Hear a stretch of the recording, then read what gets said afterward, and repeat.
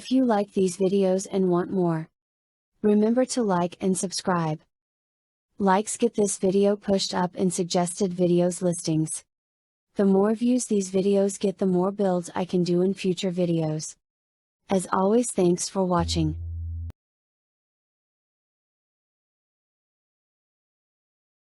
Alright guys, so I'm going to show you the basics about balancing a crank to the piston. And I want to explain this in a way that makes it super easy. Now, a lot of you have seen the videos, alright, where, let's see, you got someone, we'll take this YD100 one, put it on there, we'll just stick a half on there, and you see them go like this, and they weigh the rod, okay? I kind of cringe when I look at that. Now, in a way, that's okay because you really only need 65% balance factor for an engine to run right and actually balance on beams. And most people don't understand that. But if you want a really good smooth engine, like I did the MS460 and the 660, if you want one that's really smooth and to get it right, I'll show you how to do it. So, with all this aside, okay, one of the more common rods people are using in these saw builds is a YD100. Okay, this is the heaviest of the three that work. And we are rocking 93 grams. Okay. On this one, we have a ZL40mm. This is another popular one. This is the second heaviest one.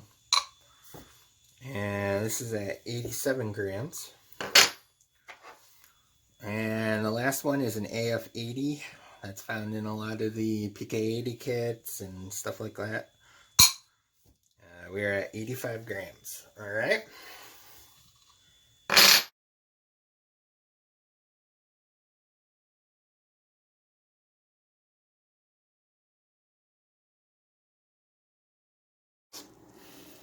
Alright, there's one more thing I want to go over quick, which there's a lot of debate over.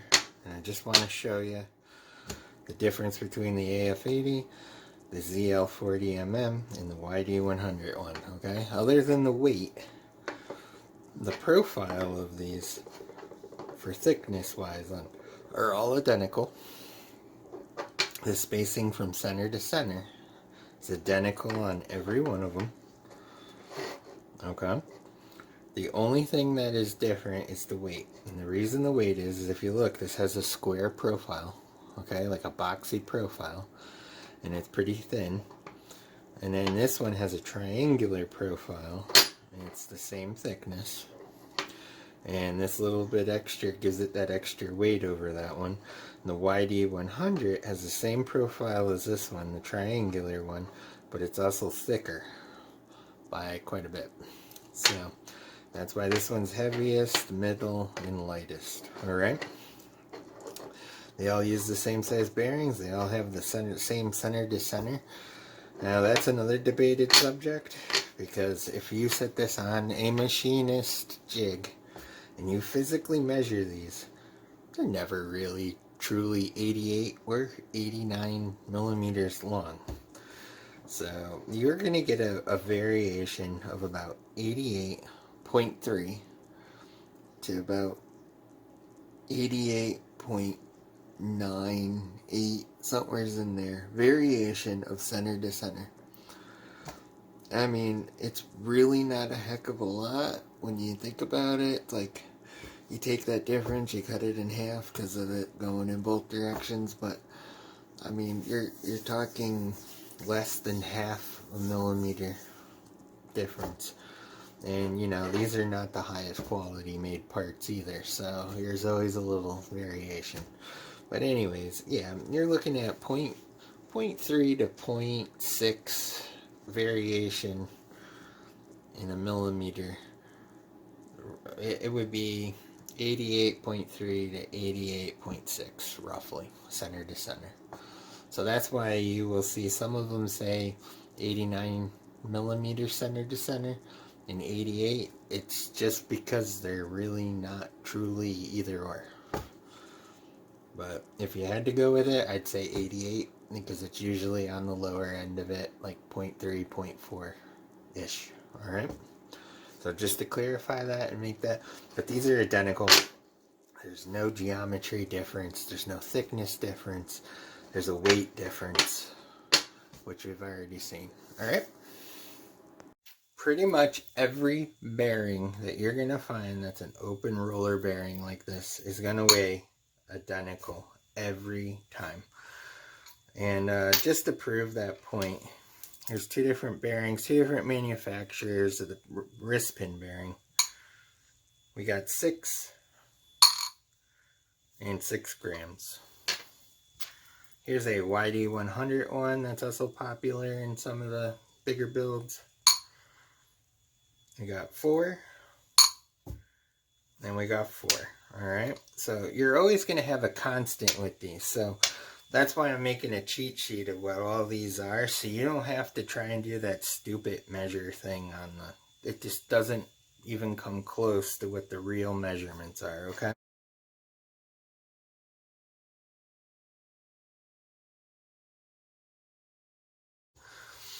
Okay. So this is another mythological thing people talk about. This is a YD100 crank pin that goes right here. Okay. That is 33 grams. Here is a PK80 pin. Okay. 34 grams. So we're right in the ballpark of being identical. These do vary from time to time because of the whoever, edged them. So that's mostly what it is if the way that they edge these, someone grinds off a little more. So it's within that range. So, if you're going to get one of these, I would stick to like 33, 32 grams. Somewhere's in there, okay? They're always going to be that.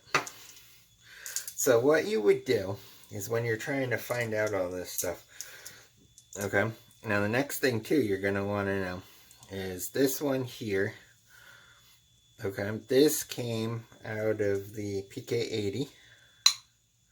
And that is 15 grams. This is the wrist pin that goes through the piston. This comes out of the YD100. And that is identical. It's within a gram. So, like I said though too, if you look, the profile of how they round these is different. So that's usually what that is.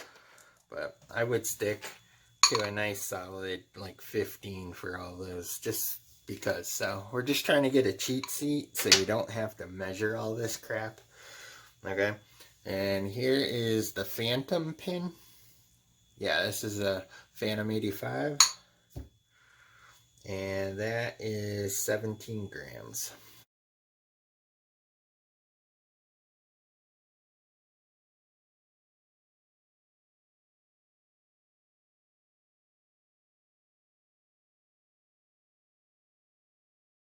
Alright, so the next part is important now. So we're going to measure how much the piston and its rings weigh. We're going to measure the pin, the bearing, the other bearing, wrist pin, the 2 clips, and our rod. We have 226, 27 grams of weight. We're right on the edge here, okay?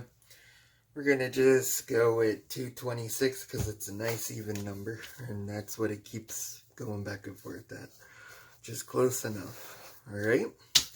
So that's the total mass. Now that you know what all these weigh, you don't have to worry about trying to figure out the actual mass of all that stuff. And we'll make a cheat sheet so everyone can follow it, okay? So you got these 2 holes, okay? Each hole that is drilled here is 25 grams of material. When it's straight through 12 millimeters, it comes out 25 grams. Okay, times 2, which is 50 plus 50.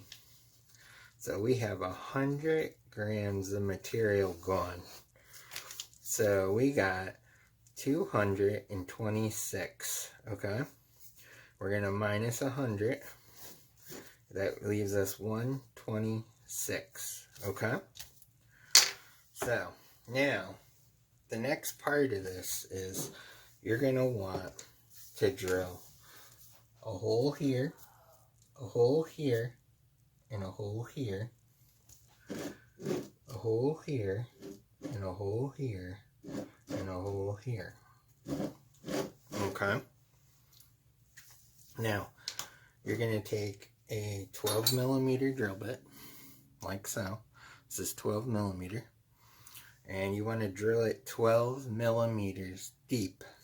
Okay? So, now by doing that, each 12 millimeter hole relieves the material, and it comes out to about 60 grams of material total. Okay? So what happens is 1, 2, 3, 12 millimeters deep with a 12 millimeter bit. So we would have 60 and 60. Okay? So if we had, got a marker.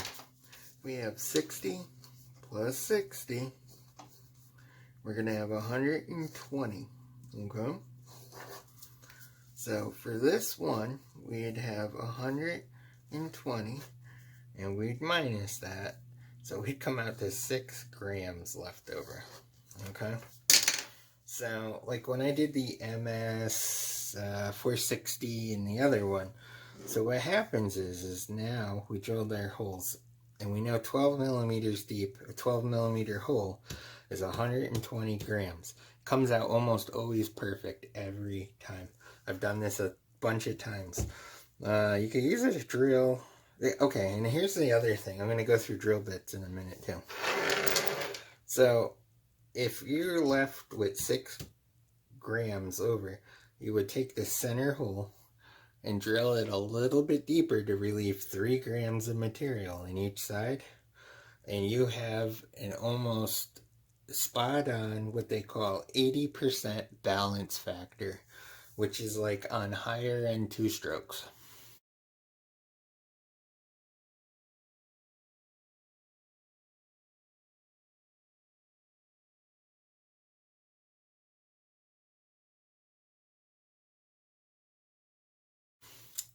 There's no such thing as 100% balanced, okay? If you were to get this only within 60% and you put it on the parallel bars, it's still gonna stay in place. So it's a deceiving thing that most people don't realize. But by doing it this way, we're at about 80%, 75%, and you will have the smoothest running crank that you can imagine. So it's a big difference. And the only other thing you can do beyond that is bring it to a place and have them spin balance it, which basically means when you get the crank true, so the shafts are running together and everything's balanced weight-wise, they actually spin it and make sure that these edges, like a car tire, they'll actually drill a divot in it here and there to make sure it doesn't do this. Like the casting's perfect, okay? Now another thing too that you gotta watch out for on cranks is the ones that have the casting in here. Now if you watched my MS 460 build, I had one like that. They actually had to take a little bit off this side so that when it spins, it's not actually wanting to wobble. So if you had a little bit of weight missing here, it's lighter there, so as it spins, it can actually deflect it a little. So just something to keep in mind. The cranks that are nice cut make the best ones to balance. The ones with the casting defect actually take a little more TLC. So just be aware of that. But anyways, yeah, you know. So, but I just wanted y'all to see how different it is from when people tell you to take a crank like this. Okay? Just one more thing, just to make it so we're super clear here. We're on grams. Here's the AF80. Okay? And you see it's 85. I got a half here, and I'm going to rest it like this, okay? Because this is how they tell you to weigh them. it is almost, you know, 2/3 less of the weight. Little under half, maybe like, I don't know. Well, now I'm hitting it, but you see what I'm saying? It's not accurate. That and this are a hell of a difference. Okay, so with that said, and that all together, if I was to take this crank and use everything that I showed you in this video and drill the 3 holes, 12 millimeters, it would probably be spot on. And that crank would just be like butter. I mean, there really isn't a point to even putting them on parallel bars after that, because once you hit 65%, 70 anyways, they don't move. So just by doing that, I mean, there's an extra percentage of balance there that you wouldn't get. But I mean, that's the cheat sheet of how this works. Each hole drilled in that at 12 millimeters deep, is equal to 20 grams. 3 holes are 60, so you're relieving 120 grams. You got your 2 holes here, which equal to 50 and 50, which is 100. So right out of the gate, it would be, you know, in the ballpark of where this piston and all that would be good.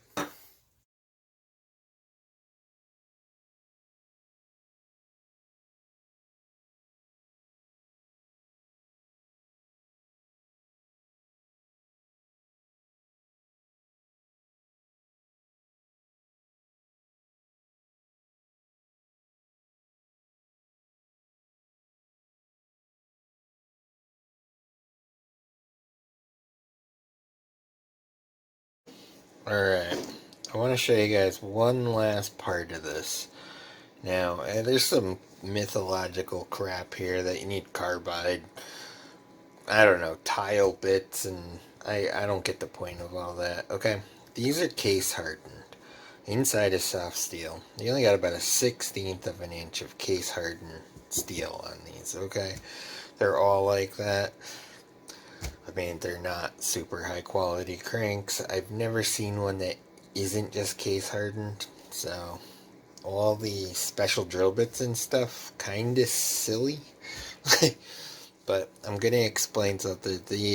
If you use a regular steel drill bit, or you use the Titan coated, which is titanium nitrate, these will, this is a pilot bit, but these will turn to dust, okay? The top ones you're going to want, I use this one right here. I actually have it marked out 12, that's where I put the collar, make sure it stops when I do them. But this is just a really good high-speed steel drill bit. It's just a good quality one. I think Bosch makes these. So this one, I don't have another one. I don't have them with the... I use a lot of chaser bits on stuff. For this project, it wouldn't work. What you do is you drill out your hole, and then on the bigger ones, you put that in the hole and it uses it as a guide so your holes are always straight. A lot easier to push a small bit and then a big bit down a hole that acts like a bearing. But anyways, with that said, this is solid carbide, okay? This is a very expensive bit. Alright. Now this is high-speed steel, but this is carbide coated. Alright, you can see high speed, and then they coat the tip. Another really good one is a cobalt drill bit. If you can see that, it's got a goldish brown color to it. And don't want you to get confused with the other one here, because they are definitely not the same color. But don't use titanium nitrate coated bits, they're just bad. So my suggestion is get a good carbide bit like this. Drill your pilot. You're going to want to find the centers between these 2 points, which is like 8.5 millimeters, I think, to the center. And then it's actually from the edge to the edge of where you would, or I'm sorry, from the edge to where the center would be is 10 millimeters. So where the next center would be. So anyways, with that said, he is a good carbide. I like the carbide ones you use for like drilling stainless steel because it goes right through these like butter. And then I just use this one as a chaser, straight in and clean it out to what I need. But anyways, yeah, you don't need a rock bit. I see a lot of people using these, and you're really just, I don't know, it's just a waste of time. It's not needed. I don't need to use it. I've never used one for any of these drilling them. So anyways, just that little bit of information. If you really get a good cobalt or high-speed steel drill bit, you're good to go. 12 millimeters.